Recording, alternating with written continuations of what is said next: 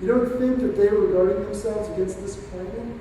Time and time again, their people have been disappointed. But they didn't allow that to stop them from hearing the invitation. As soon as John pointed Jesus out to Andrew and John, they went to him. As soon as Jesus invited them to come and see, they went with him. Who are we going to be like? Are we going to be like Charlotte? Or are we going to be like Andrew and John? Yeah, disappointments, distractions. We all have them in our lives.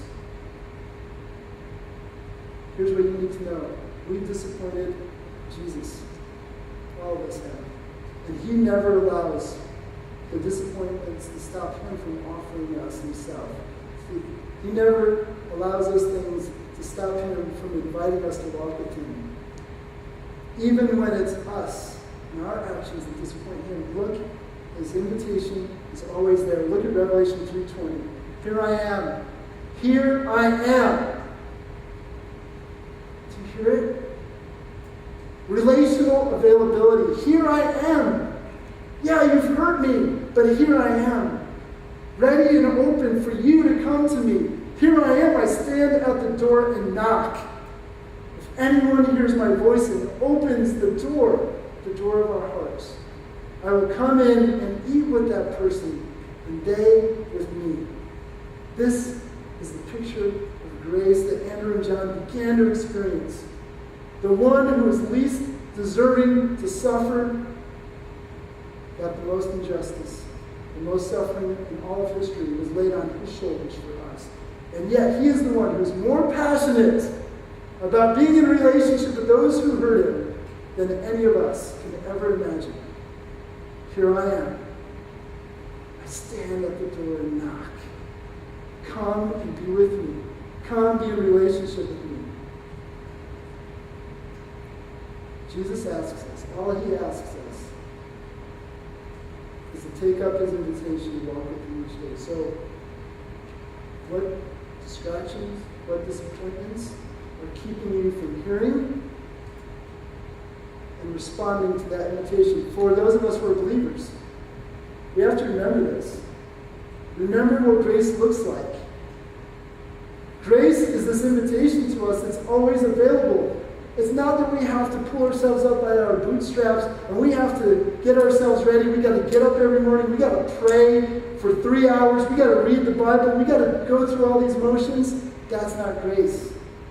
Grace is simply hearing the invitation and responding to it.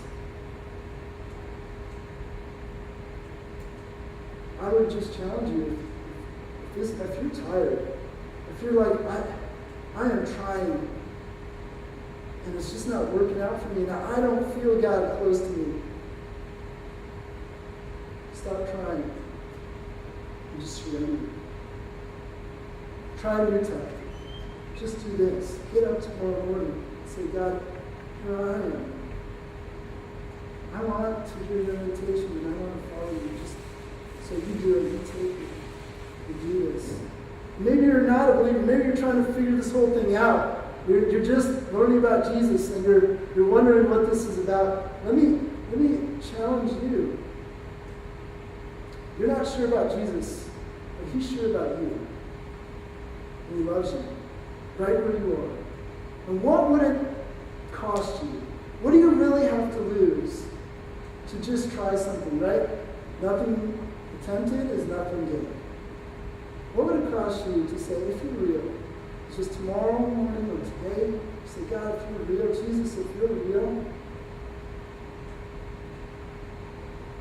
show me. Let me hear this invitation. Let me hear from you. Show me you're real. If we're willing to go the 18-inch journey of just knowledge about God, to experiencing him in our lives as he calls us to walk with him,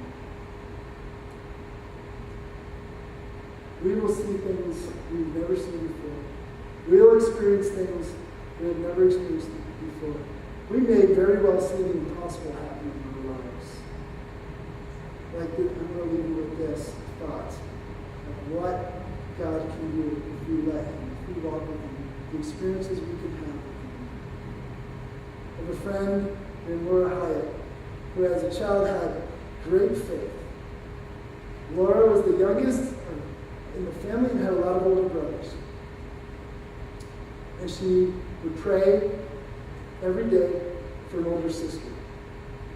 Impossible, right? I mean, she's got older brothers. If there was going to be an older sister, it would happen by now. But all the family thought this was cute. And Laura didn't see anything wrong with it. And she began to pray every day for an older sister. I want God, bring me an older sister. There's all these boys and they're driving me crazy, and I want a sister. I want an older sister to take care of me and to braid my hair and to show me how to dress. And she would pray this. And over the years, obviously, she didn't get an older sister. And I'm sure that disappointment set in. And things in life got distracting. But she didn't let that take her from her faith in Jesus. And she continued to hear that invitation to walk with Him through her entire life. And then she saw and experienced Jesus in ways that we may never experience Him. Because a year ago, her mom passed away.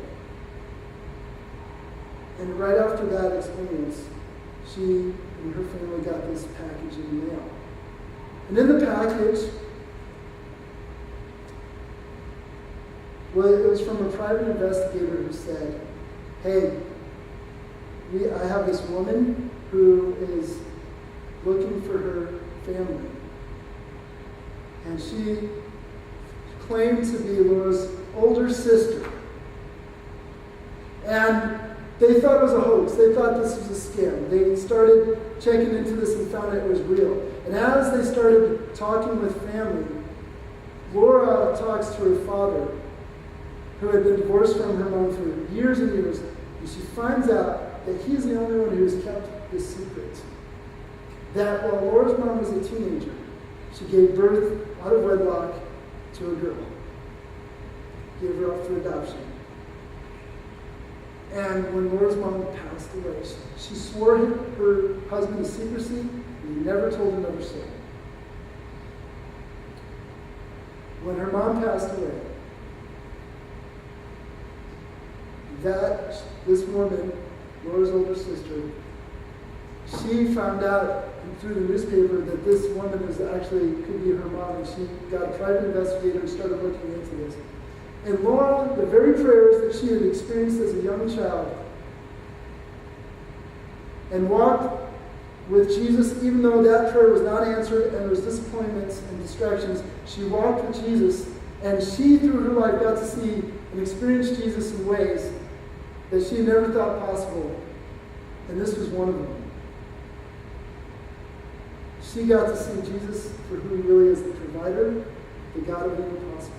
And I just challenge you, wherever you are right now in this room today, are you willing to accept that invitation and experience God? Are you willing to give Him the opportunity to show you who He really is and who you are in His eyes? And are you willing to let Him open your eyes to a life that you could never imagine?